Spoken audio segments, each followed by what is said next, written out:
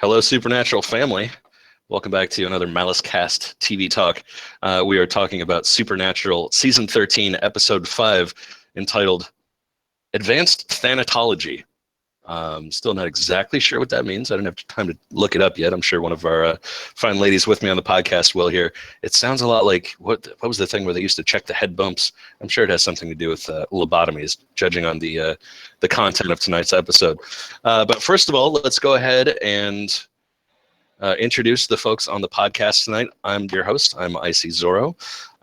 With me, as always, for this podcast, we have got Gia Tomcat. Hello, Gia. How are you doing? I think she's still muted. She unmuted, but I can't quite hear her. SuperWhovian Freak is with me as always as well. SuperWho, how you doing tonight? I'm doing good. I'm riding a wave of exhaustion, but I'm good. Oh, okay. So you're going to be a little punchy. That'll be fun. Mm-hmm. Especially since we have two to do tonight. Sorry, folks. There was a bit of technical issues last week, so we missed the episode 4 podcast. We are actually going to be doing that after we finish this one. So we're going to have to be real careful in that last one. Well, no, I guess we can still probably talk about this one. All right. So to start off, other than the obvious, we're going to ignore the obvious. What was your favorite moment of the show tonight? Not the obvious. Okay, not the obvious one. My favorite was actually when Dean was interrogating Sam outside of the hotel, like going like, dude, okay, why are you being nice to me? You give me the beer at breakfast. You want to go to a strip club? You hate strip clubs. Wait a minute. I got a quote here. He goes, "You looked up reviews for the clam diver?" Yes, that was. You got 3.5 out of. The fact that he was like, the last time we went to a strip club and you got a lap dance, you were educating her, trying to get her to go back to nursing school and get a degree. Like, absolutely. So, is it my birthday? What's going on? That was the best. I needed that. That was fantastic. I needed that. It was kind of shocking to me that he didn't immediately realize what was going on. Gia, let's give your mic a little test here. Can we hear you? No. What is going on? That is so weird. Earlier we could hear you, but we couldn't see you. So let's. Why don't you try resetting your mic a little bit, and once you come back with some audio, we will get right into that. Yeah.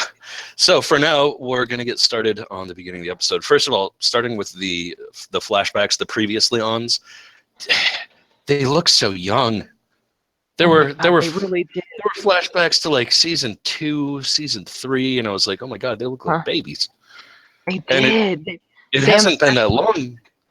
Yeah, Sam especially. Well, Padalecki has been doing the full-on like 5-day scruff for the last season and a half, and I'm kind of tired of it. Little bit. I think it's supposed to be showing like careworn and whatnot, but they've been through some stuff, man. Right. Yeah. And even Ackles, Dean, you're like, oh my god, I forgot. When the show started, he was a baby face. Like he was just off a Dark Angel. He was I know. And he looked young too. I mean, he had that joviality and that, and he still has that from time to time. It definitely shows. But he can go into that dark, broody that he's been, Mr. Dark and Broody. Yeah. Mr. Stormcloud's on my shoulder. That seems to have been most of his character for like the last season and a half or so. Mm-hmm. I really I forgot to say what my favorite part of the episode was. My absolute favorite part of the episode, other than the obvious, was hungover Dean at breakfast, just slamming bacon into his face, dropping some bacon, and looking around like, did anybody see that? I'm gonna eat it anyway. I'm pretty sure that was entirely Ackles. Yes, it was. It absolutely was. What's funny is if you've watched some of the behind the scenes, Jensen actually eats like Jared, and Jared eats like Dean. Because the two of them used to room together, in real life. In real life, they roomed together seasons 1 through 3 before Jared got married, and he said that I actually had to give up grocery shopping because I could never buy enough food. He's like, what I would eat in a meal, that would be a snack for Jared. And Jared asked him, he's like, that's why you stopped grocery shopping?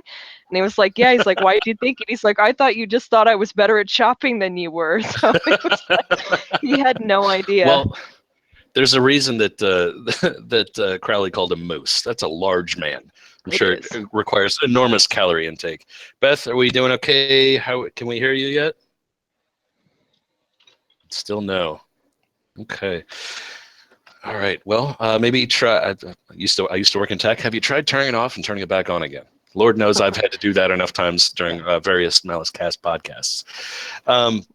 Okay. I told her to try doing a full restart. Indeed. Okay, so we start off with these clearly dumb kids walking up towards what looks like a haunted house with video cameras. And my first thought was, this is going to be another, what were they called? Ghost catchers? Ghost facers. Ghost hunters. Ghost facers, yeah. Ghost facers, yes. Ghost facers. And I started going like, ghost facers. Right. But no, it wasn't. I do wonder if they are going to bring those characters back, or if they ended that with the last time they had them on with Thin Man. Yeah. So we'll have to see. It's been a while since technically, they are the longest surviving characters on the show. They've been around since season 1. They haven't died. Was that season 1? They were in the episode where they were having the prank war, season 1 prank war. Yeah. They introduced. Oh wow. Can you hear us? Yes. Yay, yes, we can. Absolutely. Yay. All right. Welcome, Gia Tomcat, to the podcast. So let's back up just a second here, get Gia caught up on the questions that we've been asking. Gia, what was your favorite part of the episode other than the obvious? Other than that wasn't even my favorite part of the episode. Oh, you're dead to me. No, I think my favorite part was like you, the hangover. Very well. Was it the hangover with the bacon, or was it the sleeping on the floor with the whip in hand? And a bra wrapped around his neck and his tie on his head like Rambo. I think that was my favorite. The whip and the bra and him snoring on the floor. Oh, yeah.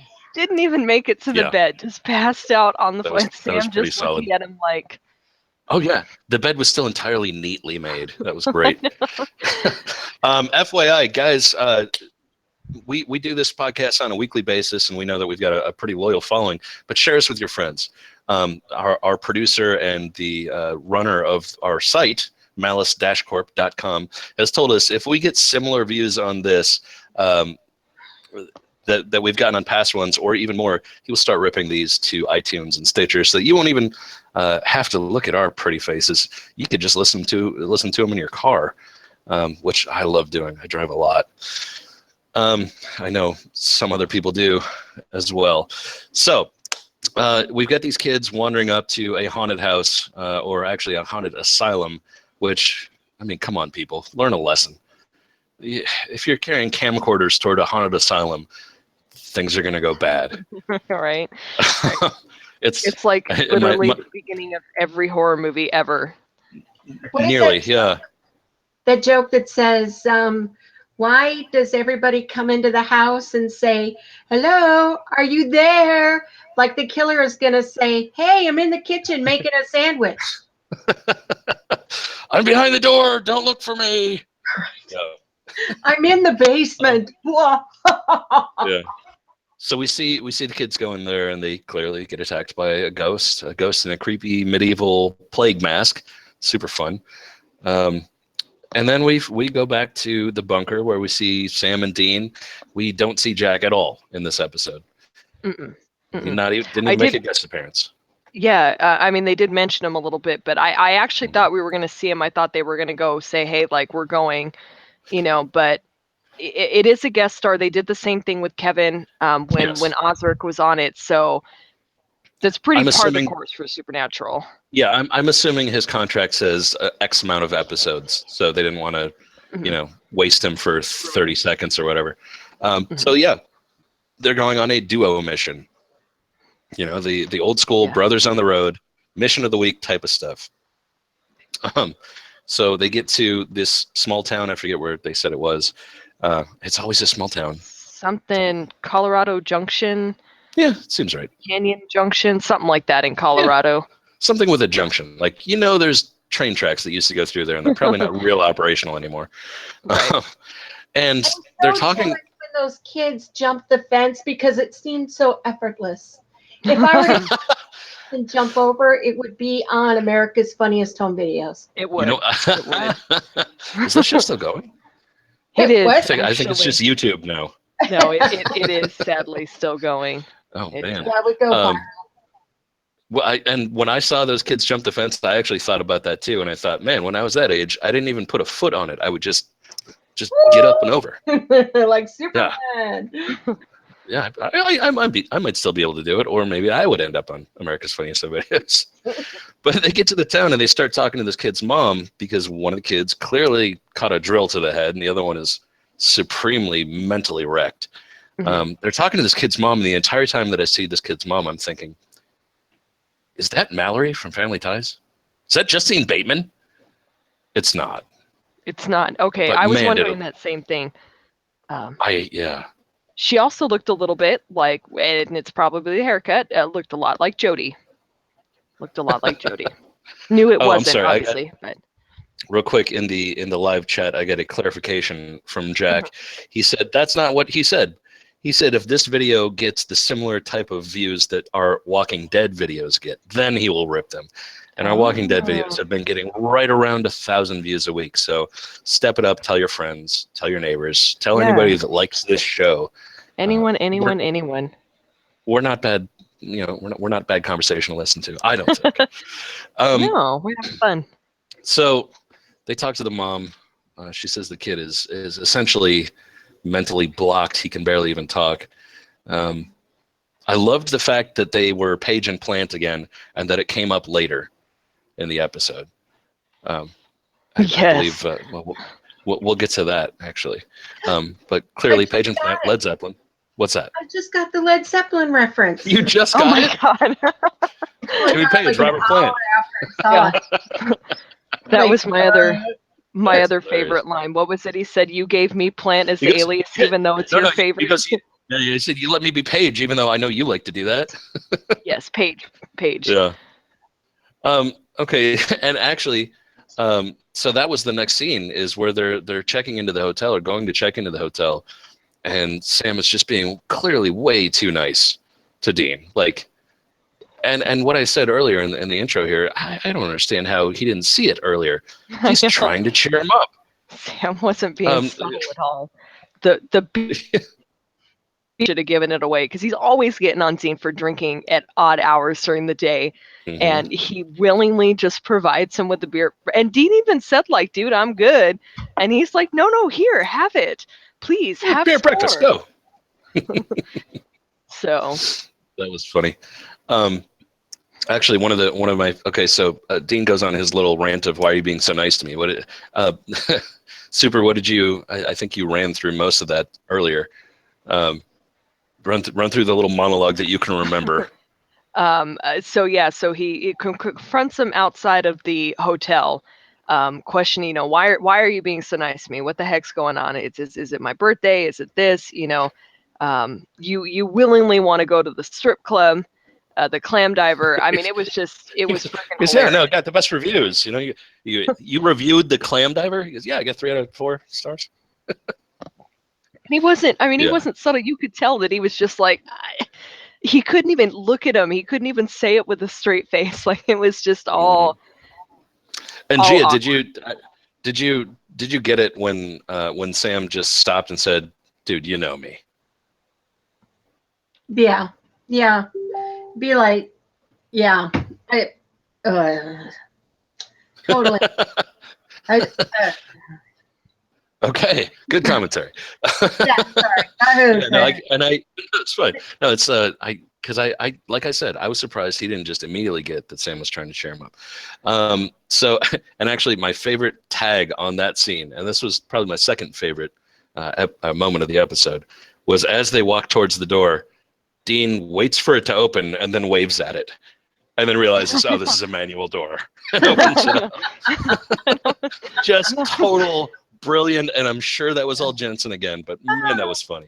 I actually wonder if that was that's going to be a question at a convention. I actually think that was a blooper, and they just decided to leave it in because if it was a blooper, it's a fantastic one. You can usually tell when Jensen is not improving, because sometimes he does improv, and they usually point it out. But there were a couple. Do you guys remember the wrestling episode a couple seasons back when they were watching the wrestlers live, and he was trying to climb out of the.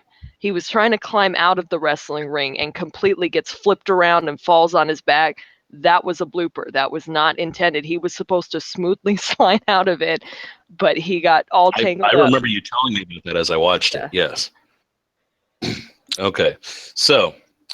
Next up, we go back to the kid's house, and his mom's comforting him, and it's good. And then he goes to sleep, and then, well, he wakes up out of nightmare of this creepy ghost doctor.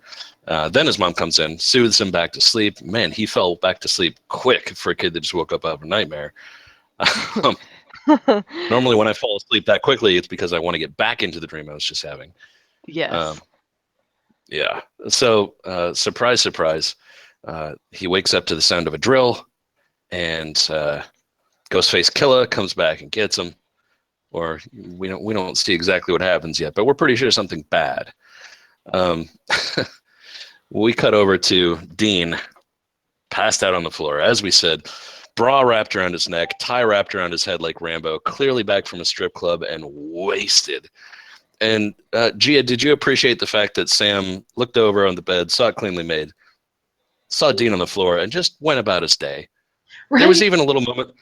He just appeared in a suit, and I'm like, wow, he's just going to go on with life and just walk right over him. Absolutely. I was like, hey. Did you appreciate that, though? Like, do you think that was in keeping with him trying to placate or put Dean in a better mood? I just think he didn't want to be bothered with another Dean moment, you know? Okay. I don't want to wake him up because he's going to be crabby and he's going to be okay. And this is going to be a Dean moment that he has to recover from. Yeah. Super, what do you think about that? As to why he left him on the floor?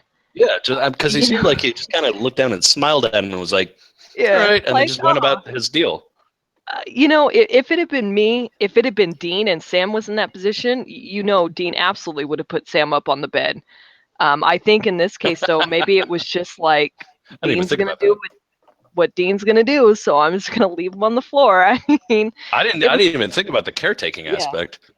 Yeah, it was kind of weird. I mean, it was funny in the sense of he's, drunk on the floor, but for Sam to not do anything, a little strange, a little out of character, I thought, for him to not even like put a blanket or some kind of pillow or, but yeah, it could have been that he just didn't want to wake Dean up and deal with a drunk, silly, or possibly angry Dean. Yeah. See, and I kind of got it as that's what Dean would want. Going along with doing stuff Dean would like, maybe just, hey, you want to pass out on the floor? Cool. And he just kind of was like, all right, you do you. Well, that was my opinion anyway. From the live chat, we have Nadine McGrath calling back out the wrestling episode you're talking about. She knows what's up. She knows the good stuff. Yeah, absolutely. And welcome, Nadine. I'm glad to have you with us. So, Sam goes out on his own, leaves Dean there, and I don't really blame him. In my opinion, it wasn't so much I don't want to deal with Dean. It's just, like I said, let Dean be Dean. So we go over to actually this is about the time of the episode where I started to think, we saw Castiel last episode, right? Like, where's Cass? Right. At this point in the episode, he hasn't made it to a phone yet. I was starting to get a little upset. Well, so, yeah, I mean, it all pays off. He was in a field. It all pays off. He was probably playing with the bees. That's true. we don't even know how far that field was from a road. So he could have been in the middle of Wyoming somewhere. Exactly. Playing with What was the that, Gia? Is that what they're talking? Is that what they're calling it now? Playing with the bee? Well, it is Yep. Cass. He does love the bees. You know, he followed them when he was crazy. He literally could have stopped to smell the roses. He was in a flower field. You Which know, probably had a lot of bees. Yeah. but I Whatever. mean, it's Cass. You know, he has no sense of direction in a sense of knowing where the roads are and anything like that. And You would think his I mean, angel senses would be a little more attuned to the world. you would think, one would think, but bless him, he's a little Yeah. lost angel. So we go to the hay bale kid, as I like to call him. I think his name was Mike, something like that. The kid that failed to go along with the other two on their adventure, because he admits after a little interrogation by Sam, yeah, I was too scared, and I loved that line that Sam had there. Because in detective shows when somebody's eyes flick to the side and they're lying, he was like, "What? No," and then you could see him thinking about his eyes. That was a good acting spot for that kid. But we find out from the kid, or Sam finds out from the kid, where the other two had been going to the mental asylum. Once again, terrible idea. Never investigate a mental asylum at night with camcorders. It has not once ever worked out well for anyone. I don't think so at all. Graveyards, At least not on film. asylums, houses with icky basements. Forests with weird piles of rocks and stick figures. Yeah. Right. And I believe that was one comment that you had in our little writers chat, Gia. You were like, "What is this, Blair Witch?" That's what I thought. I was looking at it like, oh, this is Blair Witch, isn't it? They're going to drop the camera on the floor and we're going to get and I'm like, yep. Nope. There you go. But remember, we already had the entire werewolf found footage episode, edited found footage episode. Yes, which I personally, I know a lot of the fandom really like that it, and I don't know what Nadine thought of I this in liked the it. chat. I personally, just from a purely out of body almost experience watching Supernatural, it was very interesting to see Sam and Dean from another point of view. And Absolutely. I liked it. I did not like the follow-up episode to that episode. I thought it was very the one where boring. the girl came back? Yes, where she came back, and it was way too parallel to the brother story at that point. It was too in your face, very boring, disappointed in that episode because I did like the idea of Kate and bringing her back. But the first episode with Bitten, fantastic, I thought. Absolutely. I agree 100%. So, okay. After the hay bale kid, we go back to the actual Dean hungover in the continental breakfast. And I got to point out just a huge pile of soggy bacon. Almost, it turned my stomach. Soggy bacon is wrong. If you like soggy bacon, you're a bad person. It needs crispy bacon is the only way to go. Yeah. And that, of course, led up to Dean dropping the bacon on his lap as Sam explains things to him, talking about the asylum and why they should check it out. And I believe that's where the whole title of the episode came in. They never said it, but Advanced Thanatology. Have either one of you looked it up since we? I did. It is the scientific study of death. Study of death. Yes. Interesting. Okay. See, I thought it was something to do with there was a head bump thing, and I think that's like thermatology or something like that. I can't remember. It's definitely a TH word. So study of death, that actually makes a lot of sense. Phrenology. Thank you. Study of the bumps on your head. That is so bogus. Definitely. As of course. A person that graduated in the degree in psychology, that is a bogus. Oh, I am. Yes. No. It is voodoo. It's akin to being a chiropractor. Anyway. Ow. There we go. So we go to let's see, we had the soggy bacon. We go to the boys investigating the asylum. And I do have to point out that Nadine agrees with us that crispy bacon is for the win.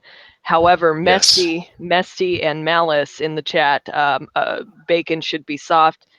Malice apparently likes his almost oinking, so he goes and catches the pig in the morning and then eats it on the way back to the house, I'm guessing. You would love the place that I went to recently. There's a little restaurant called, and it doesn't sound like a restaurant. Sides Hardware and Shoes is the restaurant.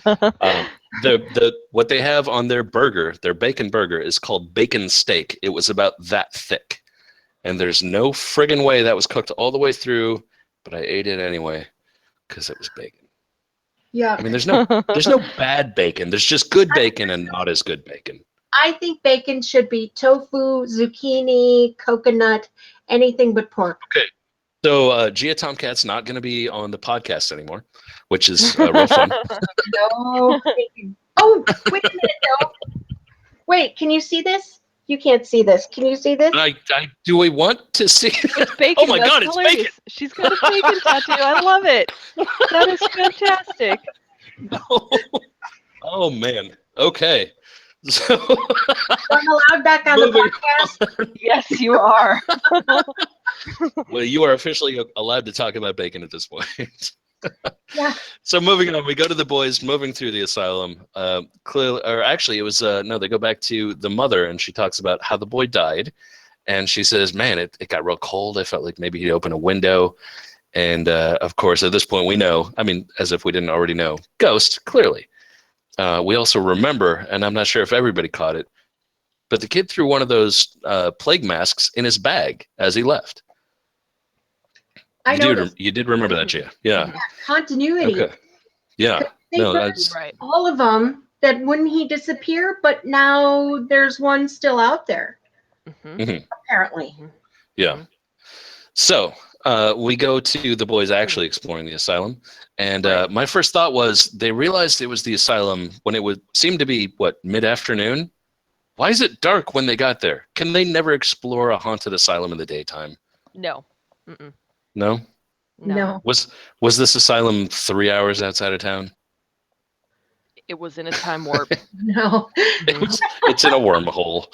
Fair It's enough. in a wormhole. It's like every horror film. Billy, Yeah. Bobby, where are you guys? This is not funny.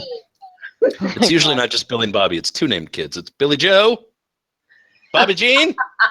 There's a lot of Yes. Jeans. Yes. So they find the crazy Dr. Ghost's lab, and they realize, of course, hey, this guy had to be pried out of his plague mask. That might be the thing that's keeping him here. They burn all of them. Yeah. And I looked at the timing on the episode, and I thought, this was too fast, too easy. Did either of you have that thought? Yes, I did, because I was like, they're already burning him, and I'm like, I actually had to pause my stream, look at it, and I'm like, no, we're only halfway through. Like, what the hell? And I had known going in that Lisa Berry, the actress that plays Billy, had been in this episode. Right. And so I had actually thought that she was going to be in last week's episode with Cass leading him out of the empty. Totally threw me for a loop on that one. So that was fantastic. But I was, a little confused. I actually thought, like you did, thinking they hadn't gotten all the masks, but then he burned up. Yeah, So, I was like, okay, they're going to burn the masks, and it'll be, wow, he's still there. That's weird. But no, he burned up, and I was like, what do we do now? Continuity. Yeah. And because every time that we've seen in past seasons, anytime they burn the actual thing from the ghost, the thing that the ghost is living in, they burn up, or if not, they have to find the thing that the ghost is still attached to. By the way, if you want to watch past seasons, which I did over the course of last summer, and Super Who here was my Facebook Messenger guide through Supernatural, you can go to our website. We've got a bunch of links on our website to go to Amazon. Let's face it, you're going to go there anyway. You might as well go through it, or go to it through us. Help us support the website that makes all of these podcasts available. You can get anything from the Supernatural DVDs or Blu-rays or downloads, because who uses physical media anymore? Anything to, or to toilet paper and whatnot. But yeah, we Amazon links, that's the way that we stay operative. So help us out. Yeah. So we burn the masks. The creepy ghost doctor dies, and we all think that's way too easy. However, there's still a lot of ghost activity going on, and the boys realize, oh man, all the people that this doctor died or killed are still here too as ghosts, and they're just not strong enough. And thinking back to the previously on, when Dean suggests that he goes into the Veil to meet them, we all think, no, Dean, no. Did anybody else think that because Billy had died, that deal was over, or did everybody think, stop it?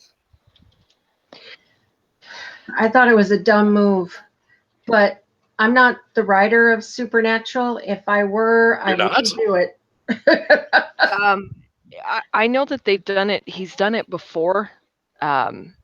He's done it a couple times before, I believe, and it's worked both times. So I can see why he did it, but in this case, I think he honestly was maybe a little bit suicidal. It was a suicide run. He honestly just didn't care anymore if he came back. I mean, you saw it, but didn't care if he came back from it. Yeah, that's an interesting question. I disagree. Gia, what did you? I disagree. I don't think he was suicidal. I think he just didn't care about the consequences. I think he knew he was going to come back, but he just didn't care about the consequences. He didn't care anymore. Yeah, exactly. Well, and that's a question maybe people can answer in the comments or in the live chat here. Yeah. Do you think that when Dean decided to quote unquote kill himself to go talk to those ghosts, do you think that he thought he was definitely coming back, or do you think that he maybe kind of hoped it was a one-way trip? There's definitely arguments to be made for both sides. I thought at first he actually wanted to come back. The way he was standing there going, okay, come on. You know, like, I'm ready to go back. Like, come on. And then when he saw Billy, I think it was just like, all right, game's up, done, boom. Okay. I'm done. You know, she's never going to let me go, so I quit, you know. From Nadine McGrath, she says I believe she's referring to how many times he's died. She says at least 3 times, and yes, he was totes done with everything. So she got you. In her, hilarious. Yeah, I'm fine with that. There's very few things in the world that I won't say. One of them is the most delicious breakfast sandwich at Denny's. I refuse to say that thing out loud because I'm a grown-ass man. And you know what it is. So yeah, her opinion is that, yeah, he's just done with everything and whatever happens. So that's fine. But in fact, so he's wandering around dead in the asylum, and I loved the reaction from the Reaper that was sent to collect him. Hi, I'm here to guide you to your next life. He's like, yeah, hold on, busy. She goes, oh God. Yes, that was so funny. I thought it was even funnier when she went back and at the end she's like, oh my God, can you believe this? You'll never believe who's in the Veil. She's walking through the library type area and she goes, Dean Winchester's in the Veil. Like, oh no. Yeah.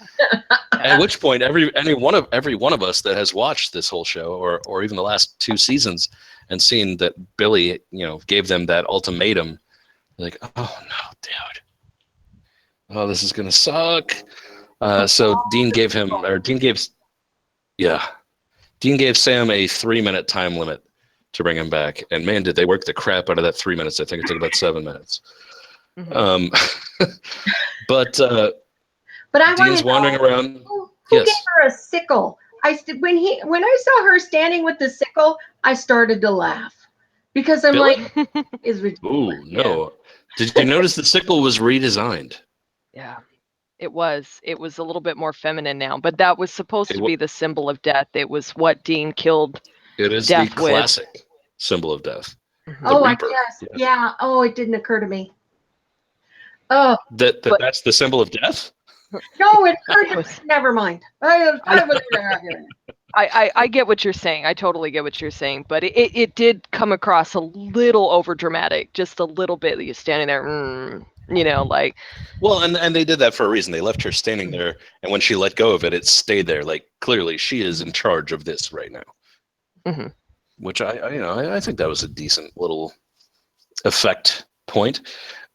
So Dean, but before we even get to that, Dean's following the ghosts around, and he gets to what was the kid's name? Ethan, or I can't remember the kid that essentially put a drill through his own head. Finds him, and the kid goes, I recognize you. You're the FBI guy from when I died, or from my house. Mm-hmm. And we get the flashback to how the kid actually died. The ghost possessed him because he had taken that plague mask, brought the plague mask back to the house, and drilled to the temple. Okay. Yeah, not a good time for anyone, except for maybe that. There's where. Yeah, except for maybe that ghost. And then, as Dean tries to get back into his body, Billy shows up, and as you said, she shows up with the sickle, and it's very dramatic. I love the fact that the sickle was redesigned. It was not the old school, death from however many millennia ago. This was a new sickle for a new death. And she explains, after she whisks Dean away to the Library of Death, which I thought was a really kind of clever little plot device. It looked very smooth and modern. I thought that was an interesting way to go with that. But she explains to Dean that what was it? I forget. My notes don't even have what I was about to talk about. Super. What did you think about the updated Library of Death, or that whole scene there? It was kind of cool. It was very streamlined, very Billy, very to the point, in your face. She is direct. She didn't play around. So that worked for me. Although the books, it seemed a little sparse. You would think the Library of Death would have more books piled. It would be filled brim to brim. You muted. But every single shelf that we saw had W on it. So we don't know how big that library is. This is very true. So she was definitely in one specific part. We did get an answer in the chat room, though, from to your question about the mask. The mask was in the bag that the kid brought to the asylum, yes. And it was in the truck that the ghost used. So that's how the mask got back. So no plot hole. Yeah. I got that. Yeah. Well, you were asking how come it didn't, it burned. We're assuming the ghost put it back with the other masks. Yes. No, it was clear in the flashback that the kid had the mask back. Oh, okay. Okay. Yeah, no, Yeah. that was clear because he had taken one of the 4, and when he took it, there were 3 left. When the boys got to the house, there were 4, and we saw in the flashback how it got back there. Yeah, that's good. Gotcha. Okay, good. Did I detect a note of admiration in Billy's sort of monologue there? Mm-hmm. Yes. Wow, I'm so impressed by you. Not really impressed, but impressed. I would agree. And in fact, I think that ties into what Nadine just said. And this is something that I thought too. Not only, in my opinion, when I first saw that little section of the library with all the W's, I kind of thought, is that just the Winchester section? I know. Hey, you know what? Dean died enough in Mystery Spot to completely fill up a section all of his own, a whole wing. Goes just by falling in the shower. I mean, that was a great comedic episode. Oh man! I laughed. That sounds both anytime, wonderful and terrible. anytime somebody, even if they're not a Supernatural fan, they say, "Do these tacos taste funny to you?" I lose my crap every single time, and I will just bust a gut laughing. And Nadine agrees with you that you did dedicate the Billy monologue. Death isn't easily impressed. Yeah, But it seemed to me like they were foreshadowing that Dean may eventually be the next Death. Maybe. I didn't get that at all. Didn't get that at all? No. I thought you'd have foreshadowing. He would have to be a Reaper first, number one. Yeah. And then he would have to kill Billy. And Reapers number are 2. angels, right? Reapers are well, they weren't originally angels, but that canon's kind of been subverted to where they are lower level angels. Right. And then So he would have to be a Reaper, and then he would have to kill Death, and then he would have to be the next Reaper to die. Die instantly, yeah, to be Death. So if they go that route, it would be a little complex. I don't know. It would, a little complex to get it there. Will Deus Ex Machina at that point? Season 20, maybe. So Maybe. we see Dean talking to Billy or Death, and she makes a deal with him. She says, for this information, for how you were able to travel between dimensional stuff, I will, whatever you want. And he suggests free all the ghosts in the house, and all of us are meant to think, oh my God, so selfless. What's going on with Dean here? Did either of you think maybe he's playing her that way? Maybe he's, rather than doing the expected, give me my life back and I will go fix things. Did you think he was going with the, I get your riddle, I'm going to save other people? Gia, It's what'd you think? possible. It's possible. I just think he just is that altruistic. He'd rather save No, it's Dean. himself. No, we're talking about Dean. I know. I know, but he'd rather. And Dean believes that as long as he's alive, he can save the most people. Well, usually, but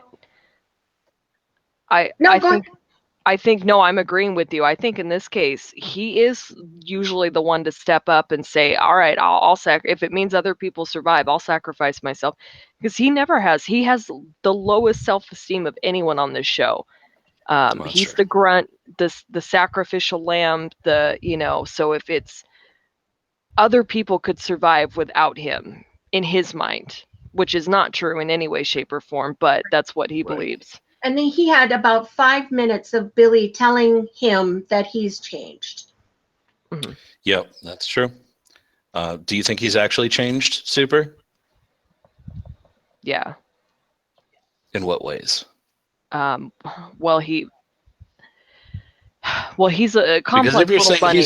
If you're saying he's always been the selfless, sacrifice yourself guy, then how is this a change? Okay, so he hasn't changed in that regard, but he has grown, and he has become more self-aware. I'll say, definitely more self-aware of what he deserves and things he doesn't deserve. But that part of him, that deep part of the self-sacrificing, that will never leave him.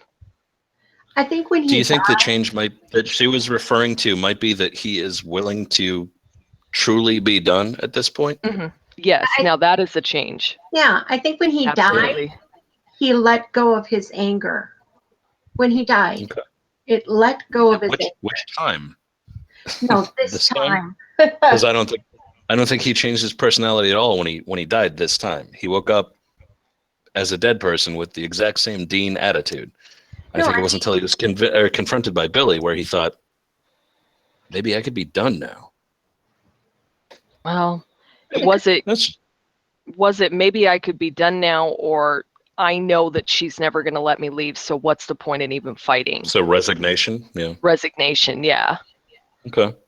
Actually, one of my favorite things that Billy said when he was in that room was she said this whole interdimensional multiverse that we live in is basically a house of cards, and I don't need one of you big dumb Winchesters wandering around knocking it down. Did either of you think, and Super, I'm going to go to you first, did either of you think maybe she wasn't even talking about Dean or Sam? Do you think she might have been talking about Mary?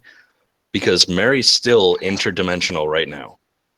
It's very possible. And that might have been the clue, because he did go to ask about Mary at the end, and she sent him back immediately. So it's very possible that Mary and Lucifer being trapped in that other world is upsetting God knows what even cosmic balance at this point. And Lord knows we still haven't seen them since what, episode 1? Episode 2. We saw him in 2, where Lucifer was trapped by Michael, the badass Michael. Oh yeah, I forgot about that. Michael. Let's see here. Gia knows. Gia's with me. Yeah, what are you saying? What do you think? I'm I doing think that. Michael's a hottie. Come on, Ian. Welcome, Hikari. Welcome, you'd know Hikari. you'd tap that. Michael? No, I'm good. I'm all set. I'm trying to quit. Mary and Pin. But she could be the linchpin. She could be the linchpin in the sense that she knows that Dean and Sam, if they know that Mary's alive, they will upset the balance again to get her back. Well, It could be and that's the regard. way that's the way they finished at that scene was as she sends him back to life. He says, "Wait a minute, before I go, I gotta ask my mom." Nope, cut. But actually, even before that, she looks at him and she talks to him about how dying in an asylum on that night is not in any of those possible death books for him, which seems a little weird because he did die right there. But she says, "You're not going to die here. You have work to do. I've seen more of the bigger picture now. I realize why you keep coming back." Right. I wish she would have, expanded on that a little bit more. Very reluctantly. Yeah. Gia, do you have any ideas on what she might have meant by "you have work to do" there? Because it seems a little vague. Well, I think she's alluding to the fact that they have to get Mary back into the right universe and deal with Lucifer and Jack and deal with Castiel coming back. I mean, that's a lot of work. That is a lot of work. Yeah, super. Well, I'm going to agree with Hikari, who's joined us now in the chat channel. Hi, Hikari. That Billy is taking a more hands-on approach than the old Death. For sure.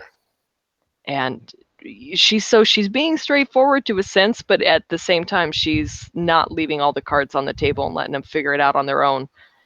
Which, if she had followed the old Death, she should have known that they don't figure things out on their own quickly. So, well, if she'd followed the old Death, she would have been bribed with greasy junk food. I miss that guy. I know, that guy was pretty rad. Okay, so getting towards the end, wrapping it up. We get back to the real world. Dean's back in the real world. All the ghosts are gone. Death has freed them all. And it's basically just a cleanup crew at that point, pulling old bodies out of that house, out of that asylum. Did anybody else feel bad for the mom of that kid? Because he clearly had put a drill to his own temple. And I felt when Sam walked away from her that he was like, and maybe this is just my head, but I thought I saw in his face the sadness of she thinks her kid committed suicide. No real way she can explain. He was possessed by a crazy asylum doctor. She wouldn't believe it. Yeah, she wouldn't believe it. And I think it was right up at that point where I realized, yep, not Mallory Keaton. That was not Justine Bateman. But she did it well. I mean, she didn't really have a large scene, but she got it all out in that moment. Just the cradling of the face as he's being zipped up in the body bag. Very, very heartbreaking for that. Yeah. I felt sad. So we got to the boys driving. And they're kind of, having a little. Yeah, it's not even having a little chat. Sam's passed out in the corner, and Dean's just driving and listening to some classic rock. The last thing that's said before they get in there is, "I just need a win. Like, I just need a win." That wasn't even a win in his mind, coming back and he does whatnot, blah blah blah. It was just like, I just need a win. Get in the car and drive. And in fact, from the chat channel, real quick, we've got Hikari and Nadine both saying, "Hey, yeah, I felt so bad for that mom." Yeah, and the fact that Sam had to talk to her and not be able to explain everything just kills me. Nadine, I don't know who that actress is. I didn't look her up. Like I said, I thought for about half of the episode that it was Justine Bateman. Clearly, it was not. But they're in the car, and Sam is passed out, and Dean's driving some classic rock, which Sam can sleep through now at this point. And he gets the phone call. And my immediate first thought is, oh my God, is that Castiel finally? And of course it's Castiel. Who else was it going to be? Pull up in his. Who else? I know. Jack saying maybe he was in trouble somewhere. But come on, no. From a TV trope standpoint, towards the end of the episode, after having left Cass at the end of the last episode, it had to be. And thank God it was. Thank God. There's Misha Collins standing there, pursed lips, trench coat, tie, the whole bit. The faces on both of them. When he answered the phone, and if it had been Jack, fair point, if it had been Jack, he would have called Sam's phone. There's no way he would have called Dean's. That's true. Absolutely. Yeah, But and he was standing at the only telephone booth in North America. I know. The only currently working payphone anywhere in North America. Good call. So it's got to be in Kansas somewhere. But that was just the look on his face when he answered the phone. Didn't even say anything. Couldn't even say anything. Yeah. It wasn't even a big expression. That was very subtly acted, and I appreciated that because I was totally ready for him to be like, but he was just like, he had the what the face on. Yeah, which should have. Yeah. Well, he's been told repeatedly by the person who is now death. Nothing ever comes back from the big empty episode title. Is this? Yeah. No, and so I think we are all looking forward to Cass and the boys getting back together. Yeah, and they're excited in the chat room. The timing of the light when he answers the phone, you literally see his face light up in Jensen's. And then Nadine's offended. She says, "Hey, we still have payphones. We still have payphones in Canada." That's Canada. Yeah, I used to live in Minnesota. That's basically South Canada. Yeah, South Canada. It does. Fair point, though. Fair point. They do film in Canada. It makes sense that payphones are easily accessible. So. All right. Well, so that pretty much wraps up this one. What are your final thoughts on the episode, Gia? Watching for the next one. Yeah. Of course. For me, it's a compare and contrast. This episode, dark, broody, sad, despondent. Next week, I sent you the promo. I don't know if you got a chance to watch it. I saw most of it. You get jubilant, you get laughing, you get Dean pointing out it's a friggin' Western. It's a friggin' Western, but Dean is happy. He's laughing, he's bouncing. Of course he's happy. Of course he's happy. He's got his boo back, So it's all good. We're all good. Everything's all good in the hood and Supernatural right now. The old boys are back together. No, it's not going to be happy. This is the happy before the dark moment. It's possible. We'll see. But right now, everyone's happy. It's going to be episodes. It's going to be episode 6. They're allowed to have a few light ones in the middle. Yeah. Oh, whatever. Yeah. Whatever. Well, hey, who knows? The end could be super dark. Okay, fine. Just to please you. All right. So we're wrapping it up here. The end of episode 5 of season 13. Which was Advanced Thanatology, the study of death. Where can we find everybody? Gia Tomcat? I can be found on Twitter at red space mepaw, MIPAW. Excellent. And at SuperWhovian Nut, I believe. At SuperWhovian Nut, absolutely. If y'all haven't found me on Twitter yet, come find me on Twitter because it's always a good time. It's very active. I do try and stay entertaining on Twitter. Have you actually released your David Hayden Jones edits yet? I did. I released one, and we're holding on to the other ones to release with the Alzheimer's Foundation. Another campaign that he's going to be running.